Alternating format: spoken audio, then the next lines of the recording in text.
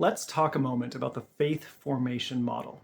See, people, we're a complicated mix of decisions, emotional motivations, and underlying beliefs that are shaped by our background, our learnings, our experiences, and just the things we care about. And what I've discovered in my years of pastoral ministry, in my Master's of Divinity degree, in my Master's in Counseling Ministry degree, is that various segments of ministry get parts right, but also miss key components. See, counseling at its best is discipleship, bringing all of ourselves under the lordship of Jesus Christ. Jesus came to give us abundant life. We often get stuck in bitterness and depression and addiction and shame, and this is not the life Jesus wants for us. So the goal of counseling is bringing all of ourselves under the lordship of Jesus to experience more and more of this abundant life in us.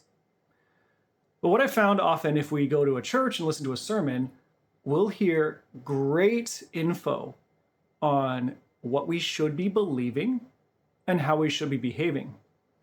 But often we're missing the emotional motivation piece of it. Why do I do what I do? Help me understand myself better. Why is it difficult for me to actually follow Jesus? I know what to do. I know what to believe, but why can't I live it? Now, if we switch and we go to the counseling route, well, counseling will do a fantastic job also in analyzing my behavior and exploring my emotional life. But often what we don't find as much in counseling is the theological grounding, the why, that brings real healing and change.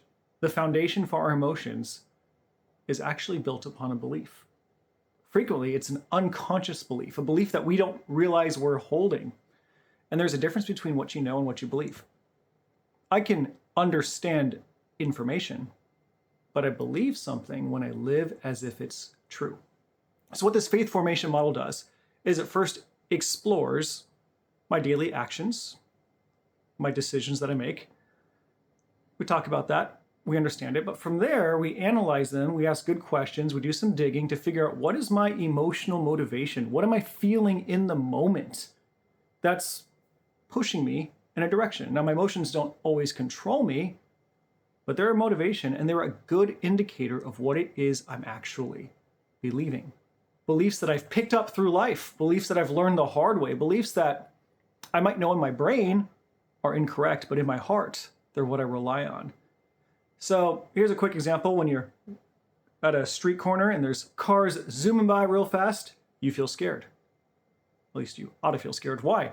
Well, you feel a little bit scared because you have a belief that if this car hits you, it's going to hurt. Our feelings are motivated by beliefs. Often these beliefs are undiscovered. So what we do in the spiritual formation model, this faith formation model of discipleship, is we look at our behavior as a way of exploring our emotions, as a way of uncovering unconscious beliefs. Now, what this could look like, for example, let's say that there is a persistent issue of anger in my life. So we'll talk about that. And we'll talk about my anger, we'll talk about my outbursts, and we'll say, how are you feeling? Well, I feel mad. Why do you feel mad? We'll talk about that anger. And then we're going to explore some of this belief under it. It could be because I'm actually believing that if somebody wrongs me, it means that I deserve it. So I have to lash out and prove that I don't. And there's a belief I have to uncover there. Maybe I'm trying to prove that I'm a good person, and if somebody wrongs me, well, that insults who I think I am, and I deserve better than that. Or maybe I have shame. Maybe there's shame in my life. Maybe I have a hard time going deep with people. I have a hard time being real. And at the end of the day, I'm scared. What am I scared of? I'm scared of being found out that I'm not good enough, that God messed up when he made me. Maybe there's fear in my life.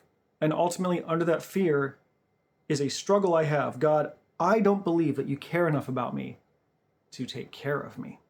There's all kinds of ways we need to explore our unconscious beliefs and discover, is this true? Does this actually align with what the gospel says about who God is and how God made me to be? So join me for our faith formation work as we bring all of ourselves under the lordship of Jesus, understanding our daily actions, exploring that for our emotional motivations, but then discovering what beliefs we're actually carrying, bringing all of ourselves to God so that all of our lives can be changed by Jesus. Thanks.